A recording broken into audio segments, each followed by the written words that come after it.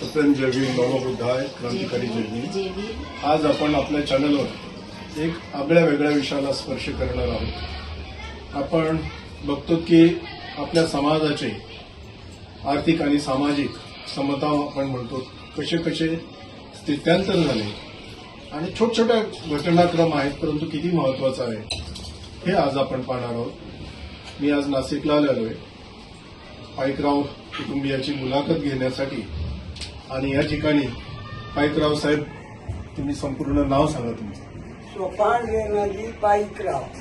तुमच्या मिसेसचं नाव सांगा। सागरबाई सोपान पाईकराव। बरं, आता तुम्ही विमानाचा प्रवास केला हो आणि जेमतेम परिस्थिती असताना पोटाला चिंता घेऊन तुम्ही विमानाने गेले। हो ही प्रेरणा विमानात प्रवास करण्याची नाशिक ते दीक्षाभूमी नागपूर ही कशी तुमच्यात निर्माण झाली?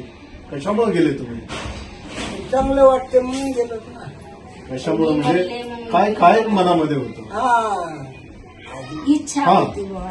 इच्छा होती जायची नागपूरला। बरं, बरं. आमच्या माणसाच्या मनात बरं की आपण विमानानं जाऊ, तर मी म्हणलं ना बाबा विमानाने। बरं, तरी तुमच्या मनामध्ये कसं आलं विमानाने जायला पाहिजे? माझ्या मनामध्ये आले की बाबासाहेबांमुळे आपल्याला वैभव भेटले, बरं मग त्याच्यासाठी त्यांना गाडीतून उतरून दिले, तर मग आपण विमानात बसलं पाहिजे। बरं बसून दीक्षाभूमीला बाबासाहेबाला बुद्धाला वंदन करायला जायचंय मला नागपूरला आपल्या जे विजयदशमीच्या दिवशी।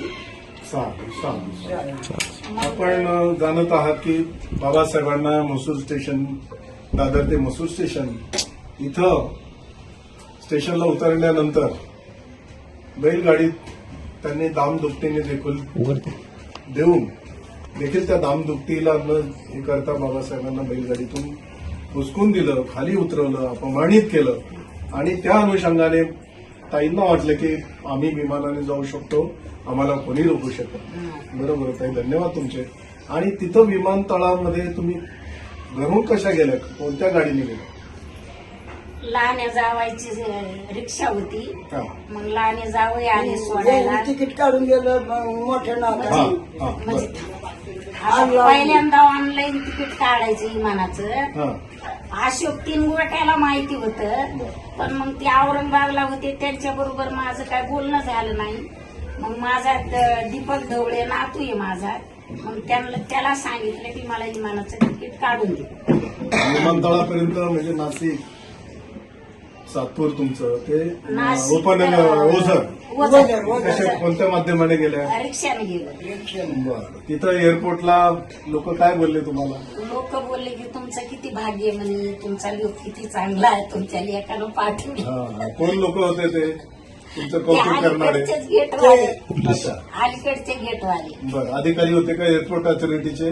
हा, ते- हा. पोलिस होते, सिक्युरिटी होते? नाही वॉचमन मध्ये होते हा, मध्ये। बरं, पोलिस बरं. पुढे जाईल। आणि चहा प्यायचा प्रसंग मला सांगा। मी म्हणलं तुम्ही 4 वाजता विमानतळात गेल्यानंतर चहा पिण्यासाठी गेले, हो तर तो प्रसंग मला सांगा। मी म्हणलं 4 वाजल्याकडे आता मला चहा प्यायचा। म्हणलं चहा प्यायचा, मला पैसे दे। बर, तर तिने दिले 100 रुपये। हा, मी गेलो चहावाल्याकडे, हॉटेलवाल्याकडे, त्याला म्हणलं चहा केवढ्याला आहे? त्याच्या म्हणलं एक 70 रुपयाला आणि एक 60 रुपयाला।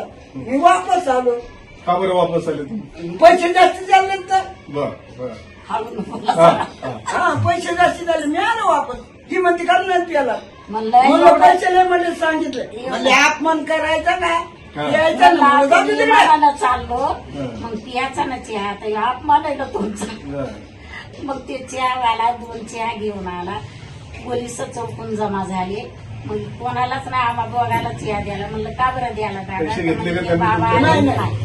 नाही, पैसे नाही. पैसे नाही. त्यांना चहा आम्हा पाजला. दोघाला. का बरं त्यांना अशी भावना झाली की तुम्हाला मोफत चहा दिला पाहिजे असं त्यांना का म्हणजे नाही? अशा माणसं जमले, गरीब माणसापासून मी यायला चहा नाही, ज्याला मोठे मोठे अधिकारी यायला साधू बोलायला। साधू साधू, धन्यवाद। त्यानंतर तुमच्यासोबत फोटो देखील काढला सगळ्या लोकांनी। सगळ्या लोकांनी काय केलं. काय म्हणून फोटो काढला? तुमचं गोड कौतुक केलं?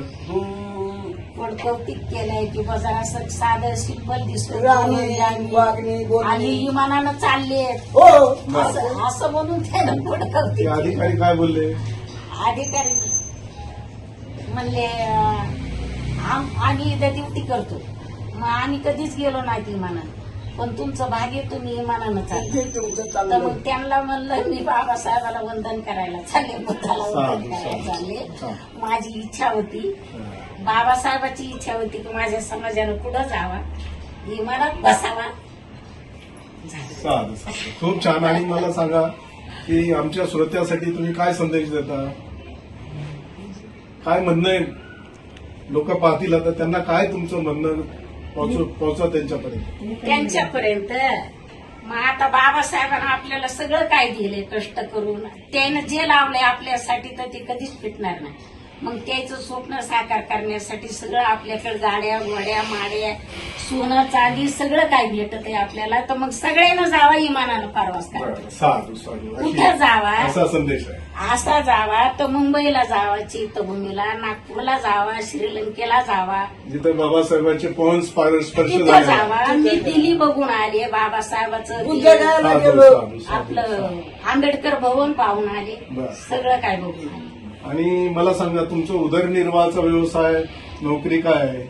साधन काय? बिगारी काम करतो आम्ही बिगारी. नोकरी बिगारी काम. नोकरी काय नाही, त्यानं बिगारी काम केलं, नंतर लाकडाची वखारी टाकली, नंतर मी काम केलं, भंगार वेचलं, लेकराचे 4 मुलीचे लग्न केले, मुलाचं एक केलं, त्यांना मला नातरुंड झाले, पतरुंड झाले, त्याच्यानंतर मी इमानानं गेले. साधू साधू.